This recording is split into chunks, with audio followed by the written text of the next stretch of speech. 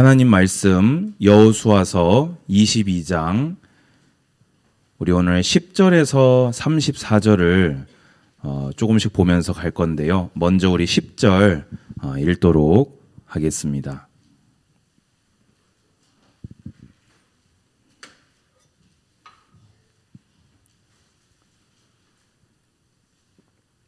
여호수아서 22장 10절입니다. 제가 읽겠습니다. 르우벤 자손과 갓 자손과 므낫세 반 지파가 가나안 땅 요단 언덕가에 이르자 거기서 요단가에 제단을 쌓았는데 보기에 큰 제단이었더라. 아멘. 오늘 제목은 제단 엣을 세우며 생긴 일입니다. 지금 이제 21장까지 해서 저희가 이제 어제 성경을 읽었고요. 어제 읽은 성경을 통해서 이제 하나님께서 말씀하셨고 맹세하셨던 땅 분배가 1차적으로 이렇게 다 완성되었음을 저희가 보았습니다. 그래서 이제 땅 분배가 1차적으로 완성이 되었기 때문에 이제 하나님께서 모세를 통해 약속하신 대로 이제 누구를 돌려보내야 됩니까? 르우벤과 갓과 므낫세 반 지파를 요단 동편으로 돌려보내야 되지요. 그래서 돌려보내면서 하나님을 섬겨 살 것을 이렇게 맹세도 받고, 그리고 그들이 앞장서서 가장 치열한 전투를 가장 많이 치룬 자들이기 때문에 그들의 수고와 또 이렇게 결단에 합당한 또 이런 전리품들도 아주 풍족하게 주어서 이렇게 아름답게 잘 이렇게 환송을 합니다. 그게 이제 22장 1절에서 9절까지의 내용이 되지요. 그런데 돌아가는 과정에서 오늘 우리 읽은 본문대로 갑자기 세 지파라고 하겠습니다. 두 지파 표현이 복잡하니까 세 지파가 이 돌발 행동을 합니다. 그게 뭐냐면요. 갑자기 요단 강가에다가 제단을 엄청나게 크게 탁 세웁니다. 그래서 어느 정도로 컸냐? 요단 서편에서는 당연히 보이고 요단 동편에서도 강 건너 보일 만큼 큰 제단을 이렇게 세우게 되지요. 여러분이 오늘 다 읽으신 성경이기 때문에 이들이 제단을 쌓은 이유가 뭐였습니까? 사실은 이 제단을 쌓았을 때는 좋은 마음으로 쌓았어요. 어떤 좋은 마음이었습니까?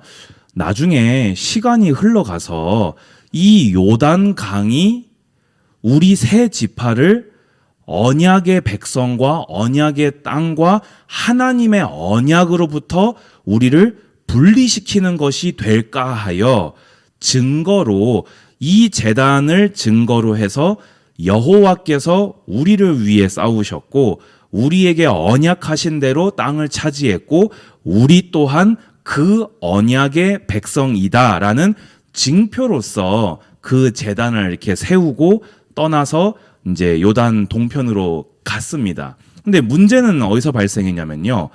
잘 가고 나서 11절 보면요.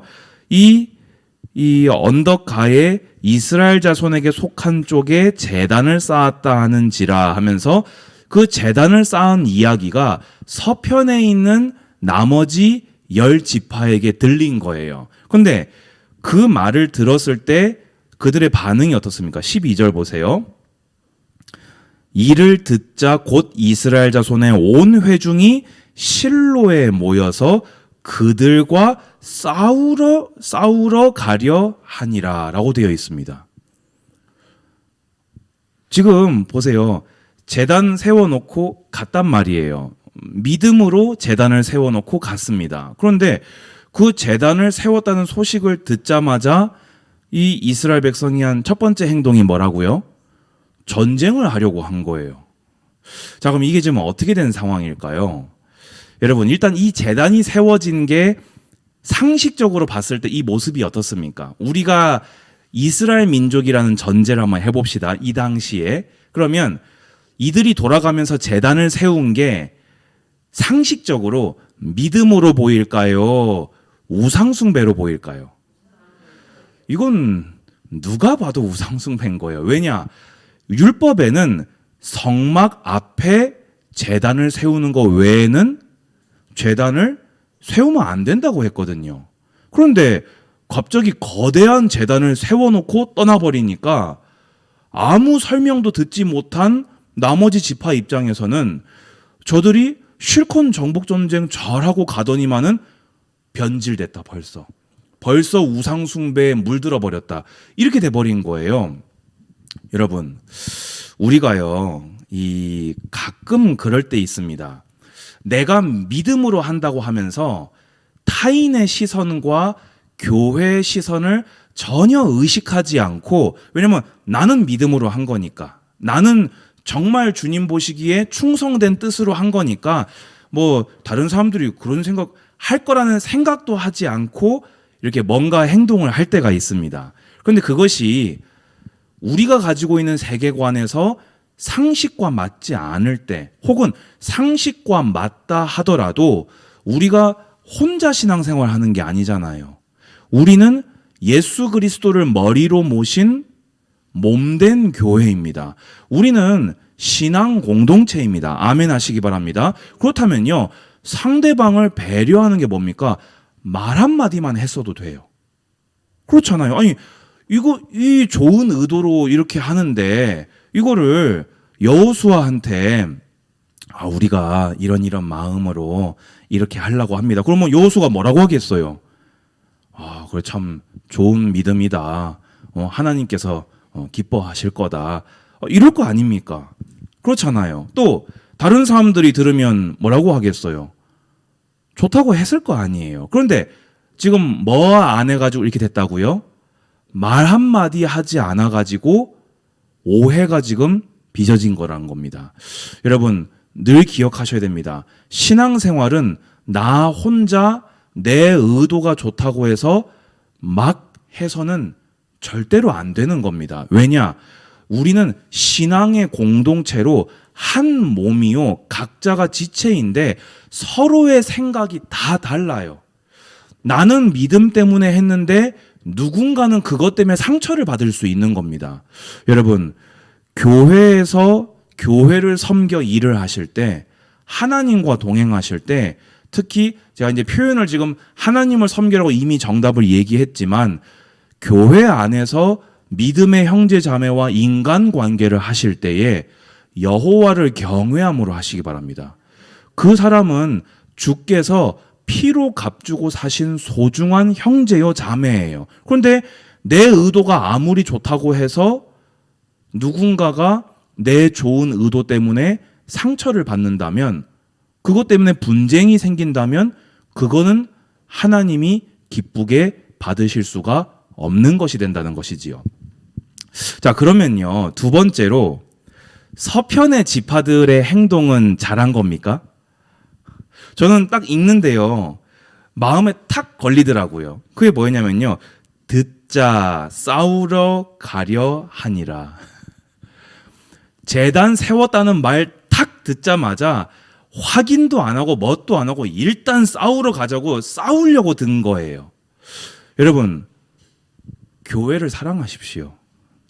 제가 다시 말씀드립니다. 우리 옆에 있는 모든 형제 자매들은요, 예수 그리스도께서 피로 값주고 산 소중한 주님의 지체들입니다. 아멘. 그렇다면요, 만약에 죄악된 의혹이 있을 때는 우리가 뭐 먼저 해야 됩니까?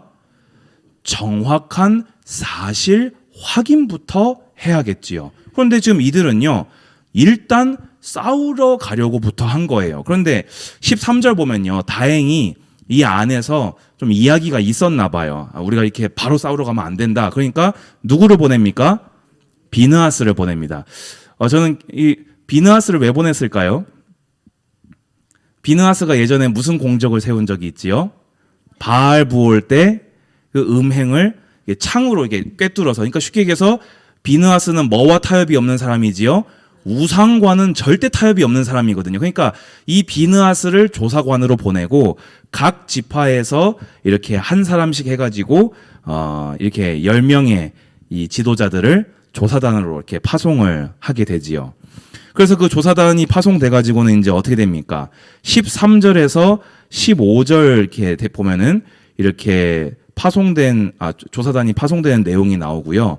16절에서 이제 20절 내용을 보게 되면은 이제 이 비느하스가 자신이 과거에 하나님께 충성했던 바알 부올 사건을 언급하면서 그 일로 인해서 수만 명의 사람들이 죽어나갔던 여호와 앞에 범죄했던 그 수치가 아직도 우리에게 남아있는데 어째서 너희가 또 우상 숭배를 해서 그 바알 부올 같은 일이 벌어지게 하려고 하느냐. 그리고 또 최근에 범죄를 하나를 더 얘기했어요. 뭐였지요?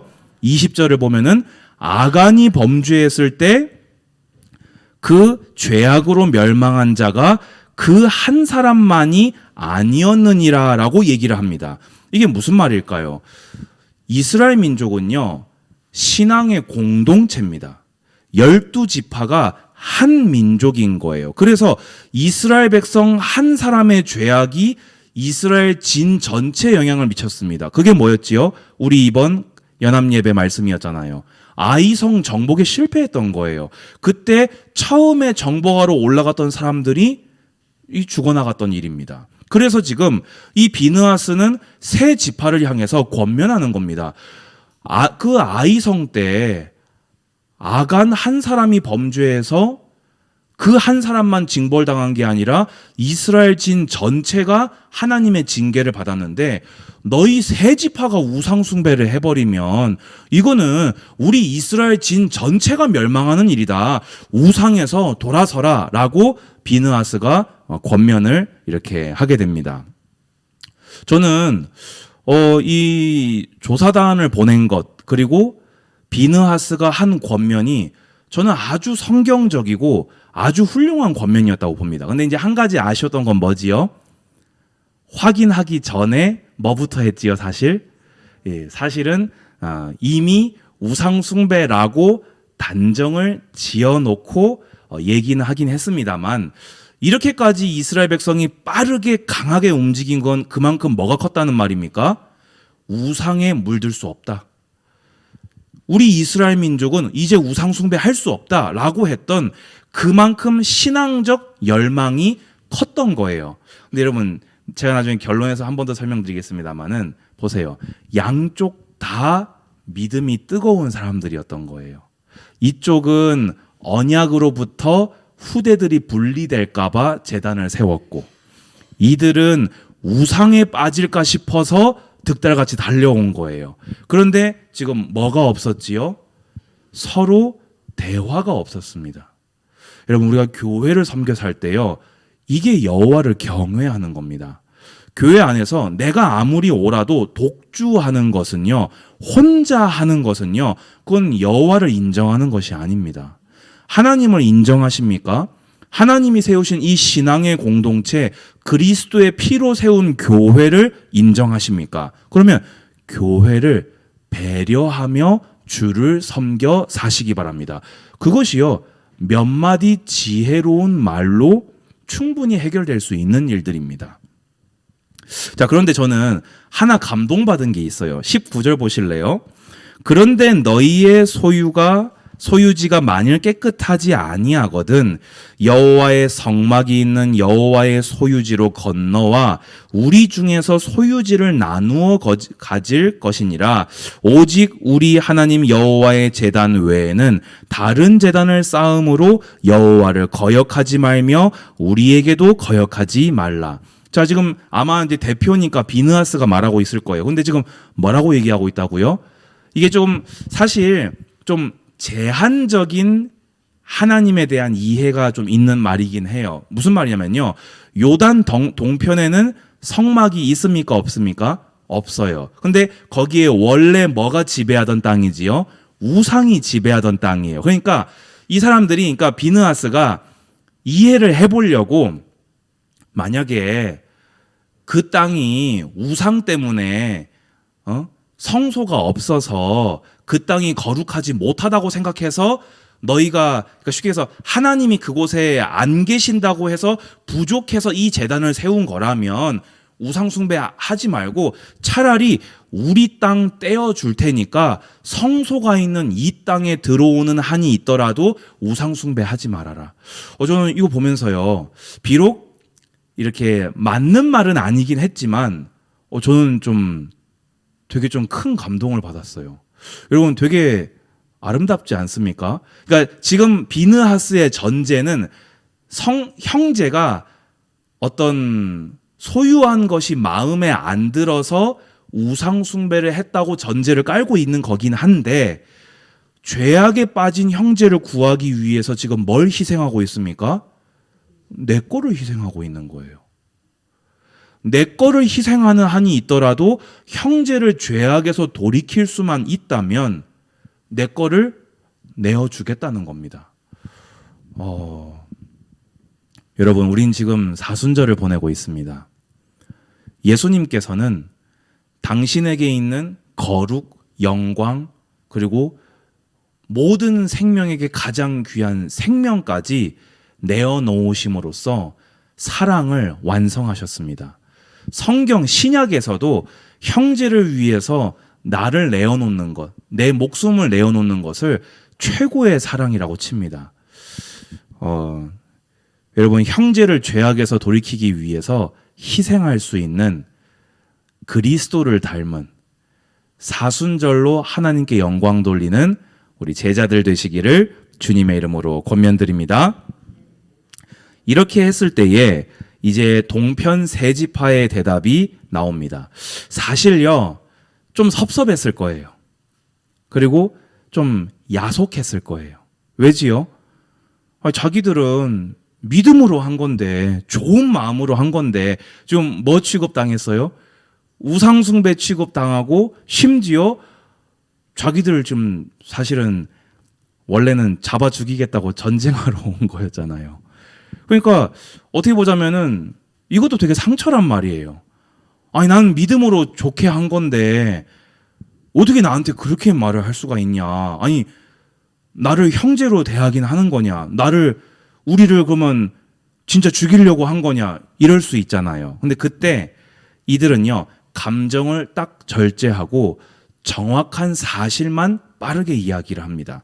자, 21절부터 보면요, 이제 말하기 시작하지요.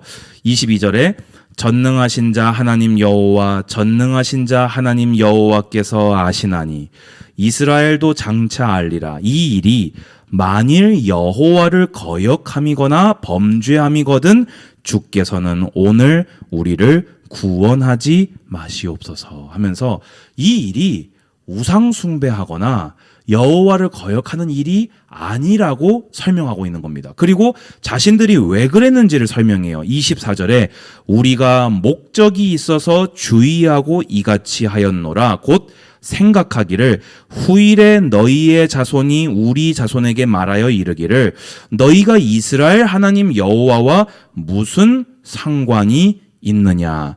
너희 르우벤 자손 갓 자손아, 여호와께서 우리와 너희 사이에 요단으로 경계를 삼으셨나니 너희는 여호와께 받을 분깃이 없느니라 하여 너희의 자손이 우리 자손에게 여호와 경외하기를 그치게 할까 하여. 이런 마음으로 쌓은 제단이었다는 거예요.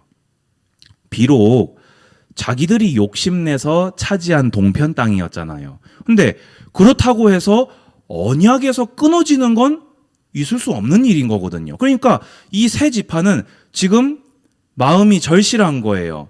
우리가 이렇게 아무 증표도 없이 그냥 건너갔다가 세월이 흘러가면서 유야무야 하다가 요단 강 딱 잘라가지고 요단 서편은 성소가 있는 언약의 땅, 요단 동편은 성소가 없는 우상의 땅, 이래버리면 우리 후대들은 언약에서 끊어지는 거 아니냐 라면서 자신의 후대들의 신앙을 위해서 후대들이 여호와를 섬겨 살고 여호와의 언약의 백성으로 살아가기를 바라는 마음으로 그 증표를 이렇게 세웠다는 것입니다. 그래서 이렇게 감정적으로 얘기하지 않고요. 차근차근 얘기하면서 이제 이 나중에 이제 28절, 29절 보면은 번제나 소제를 드리는 제단이 아니다 하고 아주 구체적으로 너희가 우려하는 그거는 절대로 아니다. 우리는 후대를 위해서 신앙의 증표를 세웠을 뿐이다 하고 아주 이렇게 깔끔하게 상황을 정리하고 있는 모습입니다. 이 말을 들었을 때 이 조사단의 반응이 어떻습니까? 저는 이것도 좀 감동이었어요. 30절 보면요.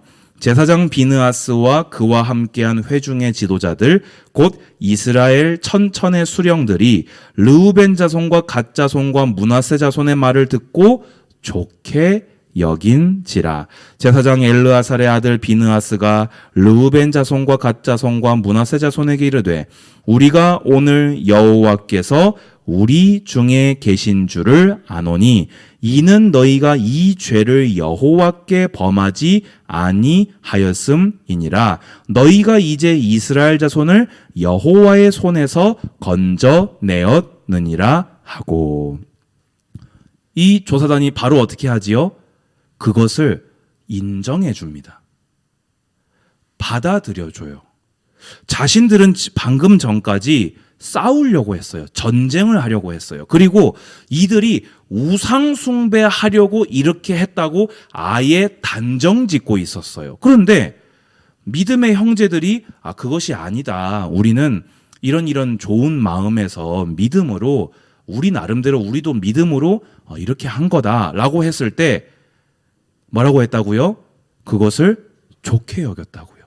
그리고 하나님이 우리와 함께 한다고 했다고요. 그리고 이스라엘이 만약에 우상 숭배를 한 거였으면 온 회중이 여호와의 진노로 멸절당할 뻔했는데 너희가 우리를 여호와의 손에서 건져냈다 하면서 완전히 새 지파에게 죄가 없음을 바로 선언해 줍니다. 저는요 이게요 특히 한국 교회가 배워야 될 부분이라고 생각해요. 우리는 어떤 거 있지요? 마음에 안 드는 거 딱 있었어요. 탁 걸었어요. 근데 그쪽에서 막 얘기를 해요. 그러면 그게 맞는 걸 알아도 받아들여 줍니까? 잘 안 받아들여 줍니까? 잘 안 받아들여 줘요. 왜냐면 나는 이미 지금 전쟁의 준비를 끝냈거든요. 나는 내 입장을 분명히 표시를 했어요. 나는 벌써 전쟁 준비 다 마치고 싸우려고 왔는데 요걸 인정해 주면 내가 뭐가 되지요? 경솔한 사람이 되는 거잖아요. 형제의 말도 들어보지도 않고 싸우려고 한 사람이 돼버리잖아요. 그러니까 어떻게 하지요? 말만 그렇게 하는 거지 이러면서 이렇게 아니 말을 그렇게 했으면 믿음의 형제가 말을 그렇게 했으면 받아들여줘야 되잖아요. 그런데 말만 그런 거지 이러면서 끝까지 척을 져버리려고 하는 경향이 있습니다. 이유는 하나입니다. 뭐지요? 내 자존심 때문에. 여호와를 경외하지 않는 거예요. 형제를 진정으로 사랑하지 않는 거예요. 아니라고 했을 때 우리는 뭐라고 해야 됩니까? 그걸 좋게 여겨주고 죄가 아니라고 받아들여 줄 줄도 알아야 한다는 것입니다. 이것이 주님을 닮은 성숙한 주의 성도들의 모습일 것입니다. 그래서 이제 아름답게 잘 마무리가 되었지요. 그러면은 오늘 말씀을 정리하면서 이 말씀이 우리에게 주는 교훈이 있습니다. 첫 번째로요. 서로 신앙적인 열정을 가지고 있어도 상호 소통되지 않으면 전쟁이 될 수 있습니다. 나도 주님을 향해 충성하는 특심이 있는 자예요. 근데 너도 주님을 향해 충성하는 특심이 있는 자예요. 근데 표현의 방법이 일치하지 않을 수 있어요. 그럴 때는요, 우리가 뭐가 중요하지요? 불필요한 갈등을 만들지 않기 위해서 배려하는 게 중요합니다. 그 배려가 뭐지요? 그냥 쉬운 말로 말 한마디 하는 거예요. 내가 이번에 이렇게 말씀 읽고 기도하면서 교회를 위해서 이렇게 하려고 합니다. 한마디만 와서 먼저 얘기를 해도 제가 해줄 말이 있잖아요. 누군가가 이거 왜 이렇게 됐습니까? 이랬을 때 얘기를 들은 게 없으면 제가 뭐라고 해야 되지요? 모르겠네요. 그러면 어떻게 되지요? 전쟁의 시작인 거예요. 그런데 믿음으로 한 얘기를 들은 게 있고 아, 그렇게 하십시오 한 게 있는데, 만약에 그게 물어보는 사람이 있으면 제가 뭐라고 하면 됩니까? 아, 그건 믿음으로, 아, 이렇게 하신 겁니다 하면은 어떻게 하겠어요? 아, 그렇군요. 이러면 지나가는 겁니다. 그러면 서로 기뻐하는 거지요. 그런데 이 말을 하지 않고, 아, 저는 막 하나님 위해서 이렇게 한 겁니다 하면서 이렇게 혼자 이렇게 해버리면요, 나는 하나님께 충성하는 사람이고 너도 하나님께 충성하는 사람인데, 이게 갑자기 교회 안에서 믿음의 공동체에서 전쟁이 될 수 있다는 겁니다. 그래서 아까 말씀드렸지요. 여러분, 교회를 섬겨 사실 때에 여호와를 경외하시기 바랍니다. 그럼 여호와를 경외하는 것이 무엇입니까? 아무리 좋은 것이라도, 믿음으로 하는 거라도 상식과 배려만 한다면 이 불필요한 오해를 차단할 수 있습니다. 우리가 딱 생각해도 상식적인 선이 있잖아요. 그렇지요? 그 선을 지키는 게 중요해요. 그리고 배려하는 것, 말 몇 마디 하는 것, 그게 여호와를 경외하는 겁니다. 왜냐하면 나 혼자 마음대로 하지 않는다는 거예요. 또 우리가 뭐가 있습니까? 확인도 해보지 않고 일단 마음에 안 든다고 싸우려고 드는 것은, 그거는 하나님을 경외하는 자세가 아닙니다. 하나님을 경외하신다면 주가 택하시고 주가 사랑하는 그 형제를 여러분도 사랑하셔서 일단 말부터 잘 들어보시기 바랍니다. 그리고 정말로 확인해 보니까 죄악이 맞았을 때에는 아까 제가 말씀드렸죠. 19절처럼 여러분의 것을 희생하더라도 형제를 죄악에서 건져낼 수 있는 주님을 닮은 종들 되시기를 권면드립니다. 또 우리가 때로는 오해를 받는 입장이 될 수 있어요. 오해를 받을 때 먼저 생각해야 됩니다. 아, 내가 뭔가 오해되게 했구나. 아, 내가 말을 잘 설명을 못했구나. 그러면 어떻게 하면 됩니까? 감정을 절제하시고, 왜냐면 내가 오해하게 한 거니까 1차적으로 책임은 나에게 있는 거예요. 공동체인데 내가 설명을 제대로 안 한 거잖아요. 그러면 1차적으로는 감정을 절제하시고 하나님의 영광을 위해서 한 것이라고 차근차근 설명하시기 바랍니다. 새 지파처럼. 이것 또한 여호와를 경외하는 거예요. 어떻게 나한테 이럴 수 있습니까? 그거는 교회 안에서 보이는 모습은 아닙니다. 그러면서 이제 마지막으로 우리가 오해해서 빠르게 이렇게 욱 할 수도 있어요. 사람마다 성격이 다 다르기 때문에. 그런데 그랬다 할지라도 그게 아닌 것이 드러난다면 사과도 할 줄 알고 그걸 이렇게 좋게 좋은 것으로 여겨줄 수 있는 그런 여유로운 마음도 우리에게 필요하겠습니다. 그러면서 한편으로는 우리가 두 가지는 배워야 되는 점이 있다고 생각합니다. 첫 번째는 뭐지요? 비록 오해한 것이지만 서편 지파의 우상과 죄악을 공동체에서 근절하고자 했던 열정은 배우시기 바랍니다. 교회 안에 세속적인 것이 스며들어서는 안 됩니다. 그것을 근절하고자 하는 열정을 가지고 교회 안에 복음의 순수성을 수호하시기 바랍니다. 두 번째로 배워야 되는 것이 있습니다. 그게 뭐냐면요, 동편 사람들이 비록 말은 잘 하지 못했고 오해되게끔 행동하긴 했지만 그들은 후대들에게 신앙을 교육하고자 하는 열망이 있었어요. 내 자녀들이 여호와의 언약의 백성으로 살아갔으면 하는 열망이 있었어요. 그 열망을 배우셔서 여러분의 자녀들에게 오직 여호와를 섬겨 살 것을 가르쳐 지키게 하시기 바랍니다. 결론입니다. 사실 오늘 이 설교를 준비한 것은요, 제가 오늘 여기에 해당되는 일 때문에 제가 이렇게 적법하게 순서를 따라서 처리한 일이 하나가 있었어요. 예전에는요, 아무렴 어때, 그냥 내 의도가 복음이면 되지 뭐, 그냥 이러면서요, 상대방이 오해를 하든 말든 그냥 나는 복음으로 한 거니까 그냥 가면 돼, 좀 이런 좀 무식한 막무가내 것이 좀 있었어요. 그런데 성경을 보면서요, 성도의 몸과 삶은 하나님의 영광을 드러내는 성전이라는 것을 알게 되었습니다. 그래서 여러분들이 성숙한 신앙인으로서 한몸된 공동체를 배려하면서 신앙생활을 할 때에 하나님이 그것을 통해 영광 받으십니다. 아멘 하시기 바랍니다. 오늘 말씀은 뭐 어떻게 보자면은 막 하나님을 향한 막 큰 믿음 뭐 아니면 막 영적 전쟁 뭐 이런 내용은 사실 나오지 않습니다. 굉장히 담백한 내용이지만 이 담백하고 되게 상식적이고 기본적이어 보이는 내용이 되지 않았을 때 이 신앙의 공동체가 쪼개질 수 있는 일까지 생길 수 있는 일입니다. 그래서 아무 일이 없을 때 말씀으로 이것을 마음속에 담으신다면 성숙한 신앙인으로 교회의 어른으로 교회를 지키고 또 형제를 사랑하는 자들로 우리가 쓰임받게 될 줄로 믿습니다. 기도하겠습니다. 주님 감사합니다. 오늘 여호수아서 22장의 사건을 보면서 여호와를 경외함으로 신앙의 공동체를 섬기고 믿음의 형제와 자매를 사랑하는 성숙한 신앙인들로 서게 하여 주시옵소서. 예수 그리스도 이름으로 기도드리옵나이다. 아멘.